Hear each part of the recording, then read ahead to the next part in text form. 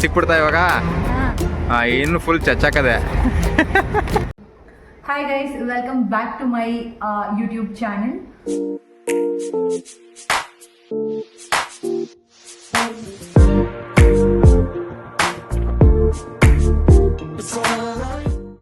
ಇವತ್ತು ನಾನು ಮಧ್ಯಾಹ್ನದಿಂದ ವ್ಲಾಗ್ನ ಮಾಡ್ತಾ ಇದ್ದೀನಿ. ಸೊ ನಾವಿವತ್ತು ಡೆಕೆಥ್ಲಾನ್ಗೆ ಹೋಗ್ತಿದ್ದೀವಿ.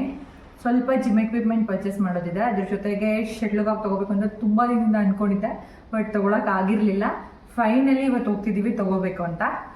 ಸೊ ನಾನು ನಿಮಗೆ ತೋರಿಸ್ತೀನಿ ಡೆಕೆಥ್ಲಾನಲ್ಲಿ ಏನೇನೆಲ್ಲ ಸಿಕ್ಕುತ್ತೆ ಮತ್ತು ನಾವೇನು ಪರ್ಚೇಸ್ ಮಾಡ್ತೀವಿ ಅಂತ ತೋರಿಸ್ತೀನಿ. Keep watching my vlog. ಇದು ನಮ್ಮ ಪಾರ್ಕಿಂಗ್ ಏರಿಯಾ. ಸೊ ಇವತ್ತು ಬೈಕಲ್ಲೇ ಹೋಗೋದು ಅಂತ ಡಿಸೈಡ್ ಮಾಡಿದ್ದೀವಿ.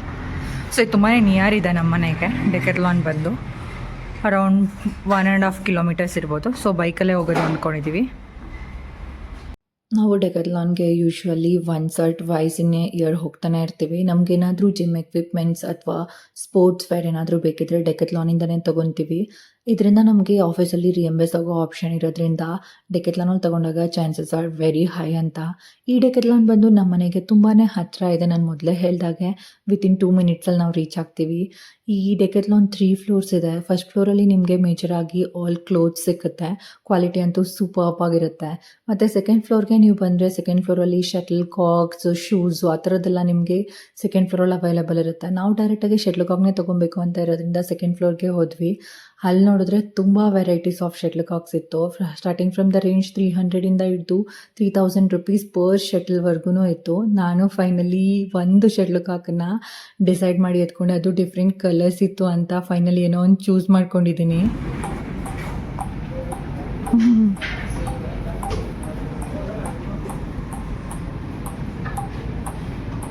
ಅದೇ ಫೈನಲ್ಲ, ಅದೇ ತಗೊಳ್ಳೋಣ ಫೈನಲಿ. ಏನಕ್ಕೆ ಇನ್ನೊಂದು ಕಡಿಮೆ ಇತ್ತಲ್ವಾ ಬೆಟರ್? ಅದನ್ನ ಏನಿತ್ತು ಅಂದರೆ ಇದು ಗಟ್ಸ್ ಸ್ಟ್ರೆಂತ್ ಕೇಳ್ತಾರೆ.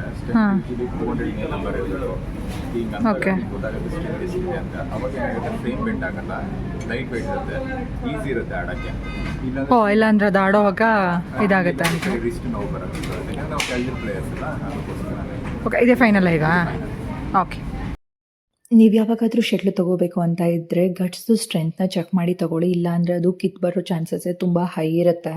ಅದನ್ನು ತೊಗೊಂಡು ನಾವು ಮತ್ತೆ ಗ್ರೌಂಡ್ ಫ್ಲೋರಿಗೆ ಬಂದು ಅಲ್ಲಿ ನಾವು ಚೆಕ್ ಮಾಡ್ತಿದ್ದು ಶಾರ್ಟ್ಸು ಮತ್ತು ಸ್ಪೋರ್ಟ್ಸ್ ವೇರು. ನಿತಿನಂದ ಮಾಡ್ತಿರ್ಬೇಕಾದ್ರೆ ನನಗೆ ಅಲ್ಲಿ ಲೈಟಿಂಗ್ಸ್ ಎಲ್ಲ ನೋಡಿ ಮಿರರಲ್ಲಿ ಫೋಟೋ ತೊಗೊಬೇಕು ಅಂತ ಅನಿಸಿ ತುಂಬಾ ಫೋಟೋಸ್ ಎಲ್ಲ ತೊಗೊತಾ ಇದ್ದೆ. ಹಾಗೂ ನಾನು ತೊಗೊಂಡಿದ್ದಲ್ಲದೆ ನಿತಿನ್ ಕೂಡ ಎಲ್ಲ ನೋಡ್ತಿದ್ದವ್ರನ್ನ ಮತ್ತೆ ಕರ್ಕೊಂಬಂದು ಪೋಸ್ ಮಾಡಿ ಅಂತ ಬಲವಂತ ಮಾಡಿ ಅವರು ಕೂಡ ಪೋಸ್ ಮಾಡಿಸ್ದೆ. ಯಾರಿಗೆಲ್ಲ ಈ ಹುಲಾ ಹೂಪ್ ನೆನಪಿದೆ ಕಮೆಂಟಲ್ಲಿ ತಿಳಿಸಿ. ಯಾಕಂತ ಹೇಳಿದ್ರೆ ಇದನ್ನು ನೋಡಿದ ತಕ್ಷಣ ನನಗೆ ನನ್ನ ಸ್ಕೂಲ್ ಚೈಲ್ಡ್ಹುಡ್ಡೇ ನೆನಪಾಯಿತು.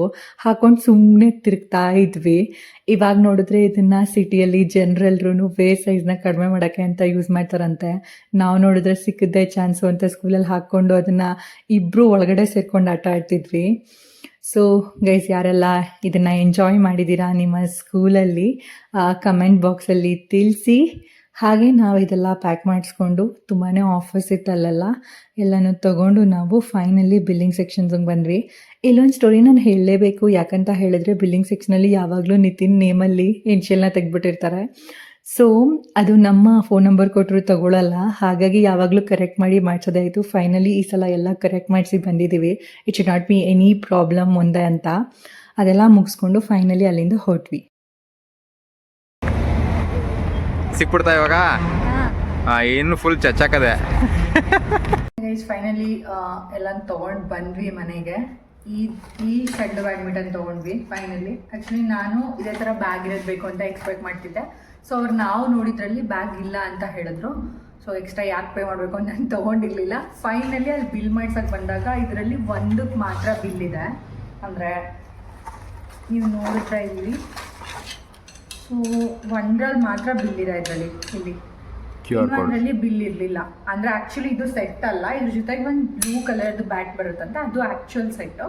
ಸೊ ಅಲ್ಲೇನಾಗಿದೆ ಅಂತ ಹೇಳಿದ್ರೆ ಯಾರೋ ತೊಗೊಂಡೋಗ್ಬಿಟ್ಟಿದ್ದಾರೆ ಒಂದು ಸೆಟ್ಟಲ್ಲಿ ಇದನ್ನ.